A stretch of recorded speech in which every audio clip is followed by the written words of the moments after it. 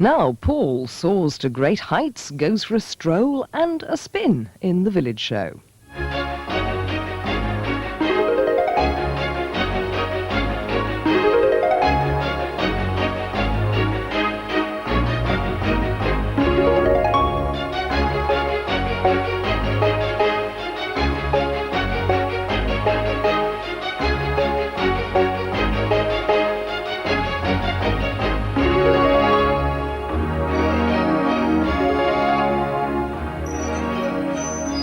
This dignified Foursquare veteran is embarking on a swift circular tour of 3 Hertfordshire villages.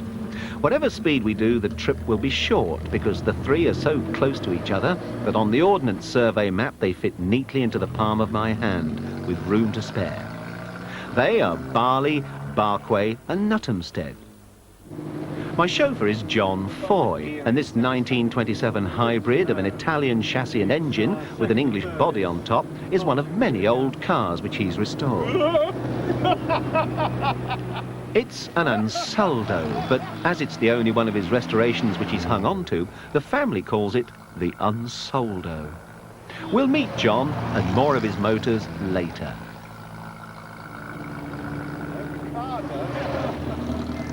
On the map I mentioned, Nuthampstead is very insignificant, but the place and its pub, the Woodman, loom large in the memories of many American airmen.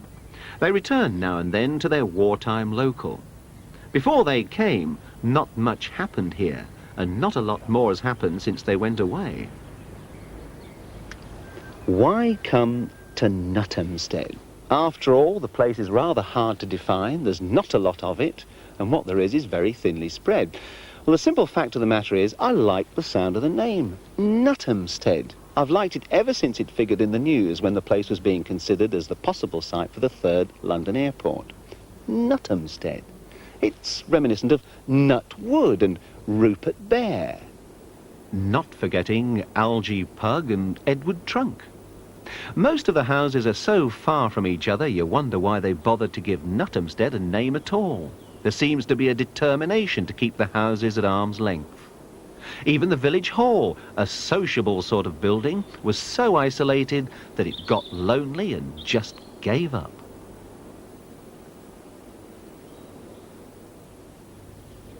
The bricks and plaster of ancient houses like this stood up to a severe shaking, and the timbers of the barn groaned a bit whenever the wartime bombers were up. The runway was just over the road. Now it's the sort of quiet retreat that town people dream about. Tony Weston's dream became reality when he bought the place at a time when house buying didn't involve spending silly money. He and his lady, Bundle, work only when they need to, making items which they sell from their stall in Cambridge Market. He turns out honest earthenware pots, and she bakes pretty enamel jewellery.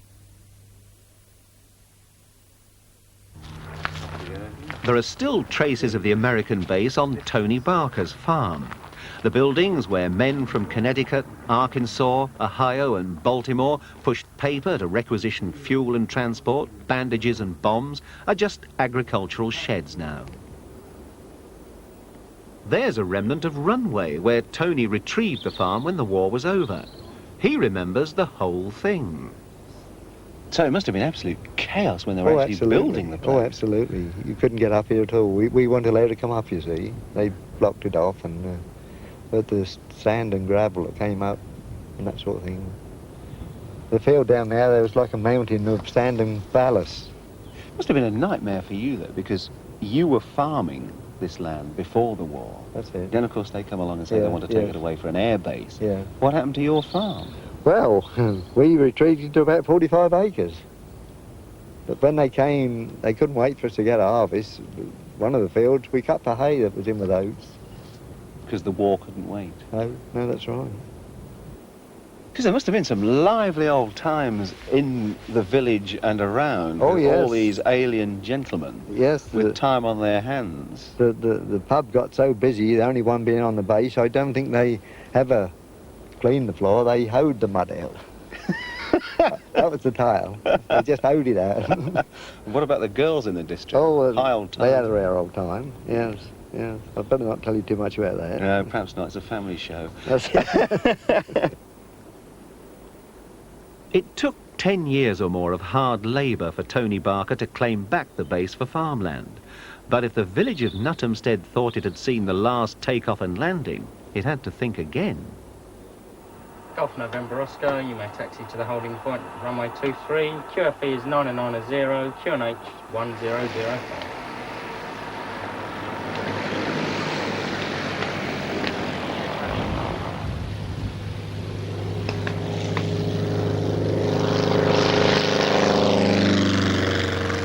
For the Americans to build the base here at all, it had to have certain natural virtues, though from some angles those virtues may not be all that apparent.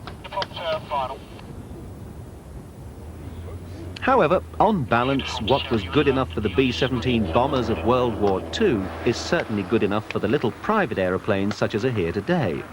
Some Sundays at Nuthampstead are far from idyllically quiet. The airfield is shared with the shooters of clay pigeons.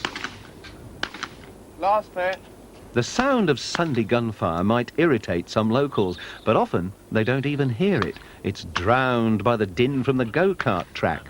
We've spared you that. The flying this Sunday is a bit special. It's for the benefit of the Air Training Corps. Barry Tyler, who owns the airstrip, is a good friend of theirs. This is our 11th fly-in here, where we open the airstrip to any pilot wants to come in.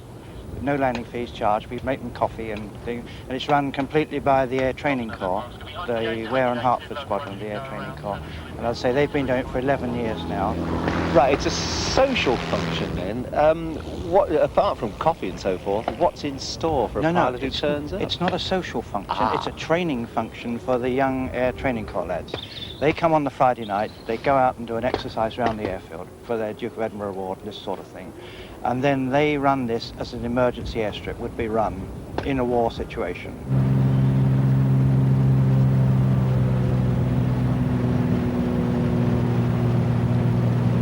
The sight to be seen from an aircraft would be very different from this if, back in 1970, the Roskill Commission had opted for Nuthampstead as the third airport for London. The people down there still recall the sleepless nights and the fundraising whist drives and dances. But eventually, Roskill said no, and Nuthampstead relaxed. And so did the other villages nearby, including Barkway. The lads from Hertfordshire Countryside Management were concerned about their Land Rover having an old-style paint job. But while their image might have been altered, the nature of the work hasn't. Well, this used to be an old wagon wash. So in days of yore, people would have driven the wagons in at this end into the pond to wash the mud off and then out at the far side. So this side of the pond where they're working now is actually got quite a firm base, which we can obviously use our machinery in if we want to clean it out. And over towards the far wall it gets much deeper, there's a lot more silt, and we haven't been able to find the bottom yet. So will it ultimately then be a matter simply of cleaning it out and leaving clean water behind? No, it's going to need some management over the years, probably every year, just to leave a variety of habitat within the pond, some areas with weed in and some areas where the weed is cleared out, so that things that like living in the weed have got a habitat and things that like the open water have got somewhere to live. If we were simply to allow it to go its own way, well, it'll end up rather like this, looking very muddy and grubby, and not being so rich as it could be. The water should have a sweeter smell too, thanks to their efforts. There's been a church on this bit of Barkway at least since Norman times, and possibly even before then. It's dedicated to St Mary Magdalene, and until the trees grew so tall, it was visible to toiling peasants for miles around. The intention was to inspire them, and inspiration was the least they were entitled to, since the tithes which paid for it came from their pockets and larders. The chap in the churchyard is Tom Doig, not a native Barkwegian, he just lives there. But being in the museum business, he is tuned into the past. Apart from merely being old, and that's a terrible thing to say, that a thing is merely old, has it got a history? Well, there are one or two good stories about it. I think my favourite is 1861, when the tower fell down. They were doing some rebuilding work on the tower, and one of the things they had to do was to move a memorial inside. And so the drunken labourers who come all the way up from Somerset to carry out this work winched it forward, and as they did so, the whole of the tower collapsed with an enormous crash. So the tower is a 19th century rebuild? It's a reproduction. It doesn't look too bad, actually. They did a good job. They did a very good job. Yeah. A neat little grave. Pretty, isn't it? Yeah, that's interesting. The date there, 1981, and yet that is a stone which looks substantially older than that. Yes, it certainly is, isn't it? I think if you look on the back, you'll find that it's got an earlier date or an earlier inscription. So it's effectively a recycled stone. Reused. Oh, these succulents too. I've never seen so many on a grave before. Now, these are house leek. These are house leek. And the house leek was put on graves and put on tops of buildings to avoid you being struck by lightning. Did it work? This one hasn't been struck by lightning. Keep your fingers crossed. It may stay that way. Good thing. Yeah. Now, this is a fine example of public spiritedness. A cottage with a clock on it. Yes, funny you should call it that, really. Yes, this is Coachouse Cottage. Well, Nice how cottage. novel. What would it be there for? Well, this was the place where the turnpike gate was across the road, so the traffic coming up and down was stopped to pay their tolls. The clock was there so that the coach driver could set his watch by it. Of course, time zones were different in those days. Time in London wasn't the same as time in Edinburgh, so Barkway time was slightly different. Well, I noticed that the present occupants are civil enough to keep the clock going and slightly fast. Must be a pub clock. I think it probably is, yeah. Yeah. Now, what about this curious bracket on the window next to the clock? Yep, the bracket on the top is there to stop the window from swinging wide open. The little bracket on the bottom held a wooden bowl, and it was into that wooden bowl that you paid your tolls. So it was a toll bowl. It was a toll bowl. Now, what about this curious little window here with it looks like a wheel set in there? Mm. I think that this was probably where the pedestrians paid their toll. So you and I would have to pay our money into this thing. So how much would it cost us? Very little, probably nothing, if we knew the man well enough.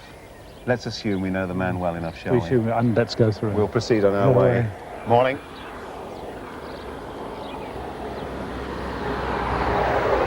A rather forbidding wall here, isn't it? And yet beyond it, a rather grand house.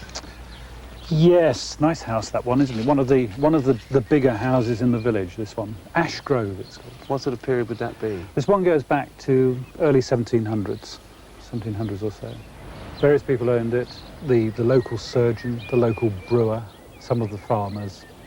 It went through a succession of wealthy people. A fairly exclusive residence then. With a nice outlook. Yeah? What would he have looked on in those days then? Well, in the old days, this would have been fields on the other side of the road. There would have been no houses here. Every one of the big houses in the village had open fields opposite, so they would have a good view. Good view to see their estates, to see how the hunt was getting on, to see which of the peasants was stealing things from their fields. Everything across here. But of course now we've got this relatively modern housing development which is maturing nicely.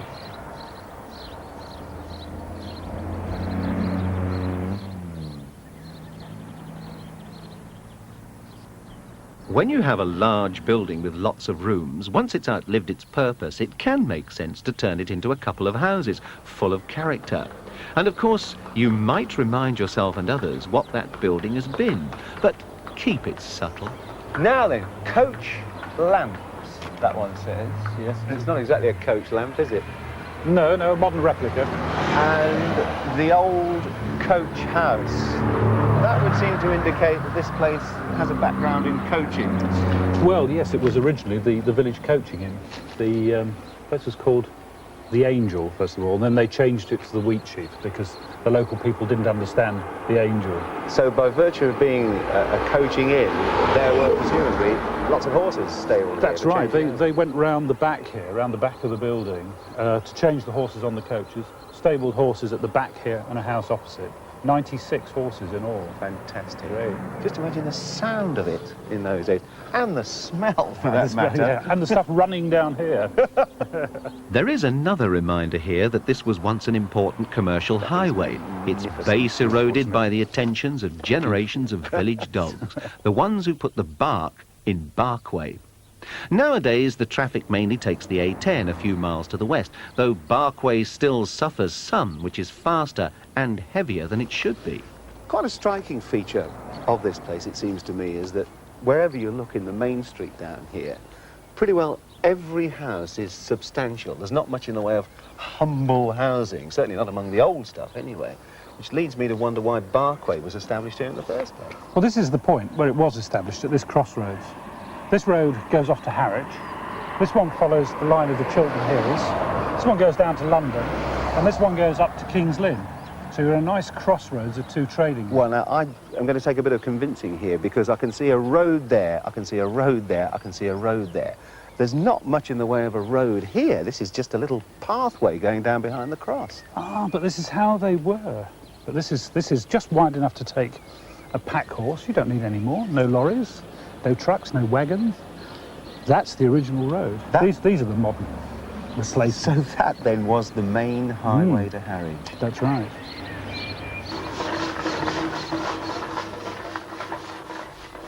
It was built by Aveling in 1920, and it's heading for home after a weekend rally in a field full of old engines. The county shakes gently as it passes. If it went flat out, it might do another 1 or 2 miles an hour, but there's no hurry, and caution's the word with Barley coming up and the steep, sharp bend in the middle.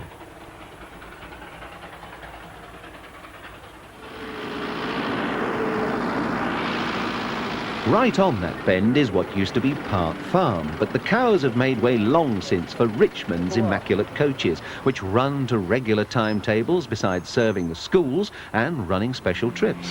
There are 17 in the fleet now, but when Harold Richmonds started after coming out of the RAF, he could put his wings on only 4 coaches and a couple of lorries. That little building just over the road is not, as you might think, an early bus shelter.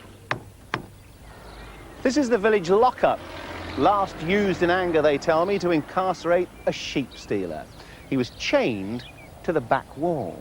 However, he managed to get away and legged it to Chishill, chain and all. Well, the Chishill people did the decent thing and sent him back to Barley. After all, they had no use for him. But they did for the chain, thieving lot. They kept it. Just along the road towards the shrewd village of Chishill is the church, and opposite is the Barley Town House. It's the village hall now, but it did have other functions in other times. This is where they used to keep the local fire engine. Not a great red thing with a bell and ladders and hoses and all that stuff over it. In fact, this was it, more like a sort of dustbin with a pump and wheels. Now, if you had a rick fire or a thatch fire, first thing you had to do was to come along here and get the keys from a Mr. Hayes. Then, having got your engine out, you had to reckon, apparently, with the landlord of the Wagon and Horses, because he was the chief sort of organiser of the firefighting effort in the village. And he reckoned that, as such, his customers were entitled to first crack at the fun of doing the pumping. It's a long time since this was used in anger. And there's still a hint of red paint. The unofficial historian for the village of Barley is Isabel Wilde. Town House seems such a grand name for such a modest little building. It's not known why it's called a town house, but my guess is that it's because it was a big house. But it was given to the village in 1526 as a place for them to do their business, and for the town arms to be kept, and for poor boys to be taught Latin. The school was upstairs. It was used as a place for the poor to be housed when Lord somebody or other burnt houses down at Little Chishill to save the tax. Dreadful man. Yeah. The poor were herded together here in an immoral situation, the men and women together, and children. A madman used to be chained to the wall at the back there for some years. It was also used as the village prison, where the baddies were kept locked up, waiting for the local magistrate to come round once a month. And then, of course, at one time, this room was divided into 6, and the little room next door as rooms for maiden ladies who had led blameless lives. How did they define a blameless life, we wonder? I have no idea. The blameless ladies of Barley. And so, back to that bend in the road to meet our patient and heavy-looking old friend, the Ansaldo. John Foy's mobile advertisement for his car restoration business. It's a dignified old bus, but humble-seeming when compared with some that come here for a spot of tender, loving and very professional care. It's antique restoration of a very high order, and the building where it happens is an antique too. People with old vehicles tend to like old property and old everything. What was this place before? It was the forge. These are the forge chimneys. So it really was the right place for Oh. you to come and set up this sort of business? Absolutely perfect, yes, yes. Well, tell me a bit about the business of car restoration. Do you find yourself becoming so attached to a patient, shall we say, that you're reluctant to let it go when you finish? It's one hell of a relief, to be honest, because the finishing of them is what takes the time, is all the nitty-gritty little nuts and bolts and fittings that you need to have made or find, and the last month or two of a restoration can be quite painful. The big things are easy, it's the little things that make all the difference that maybe only I appreciate. In fact, I sometimes think a lot of this work I just do purely for my own pleasure, because the customers hardly ever see it. Until it blows up. And then they come back. And then they come back, yeah, that's want right. something Yeah. off the bill. Yeah. Well, being concerned as you are with the restoration of elderly and elegant vehicles, you live in a village with elderly and elegant houses. How do you feel when brash new houses are built in such a place? The way brash new cars come in? Oh, I think it's utterly disgraceful. I think that the power should limit our greed. There's enough ugliness in the world already, and I just think that lovely villages, beautiful villages should be preserved, or at least enhanced, but certainly a lot of the building that goes on around here and other places doesn't do anything for the village, it just puts a few shillings in somebody's pocket. John Foy's enamel sign is a period piece which hangs in the shadow of a sort of gallows that spans the road. It's a sign too, and a famous one.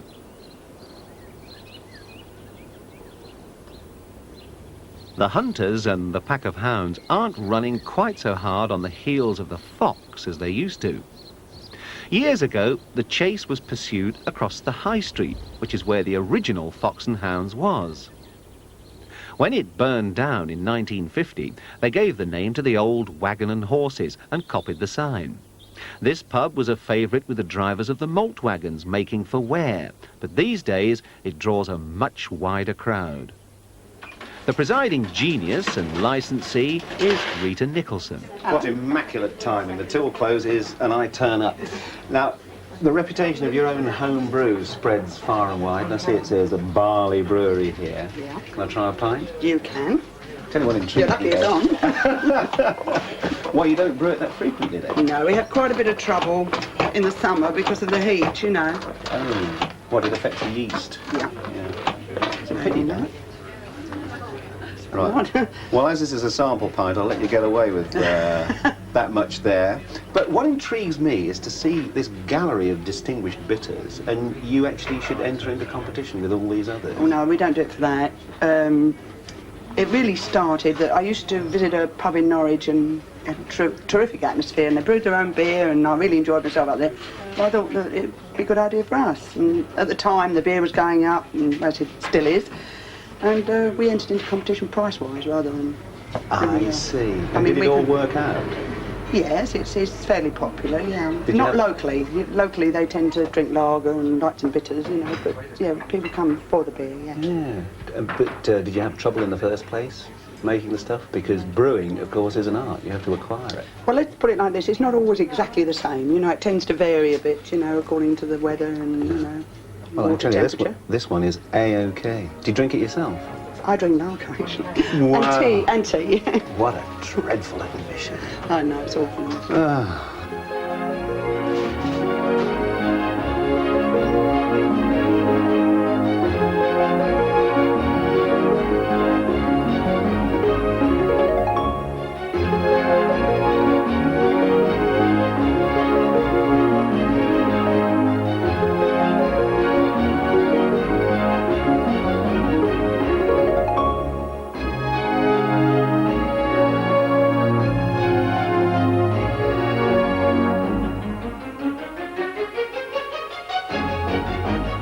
Bye.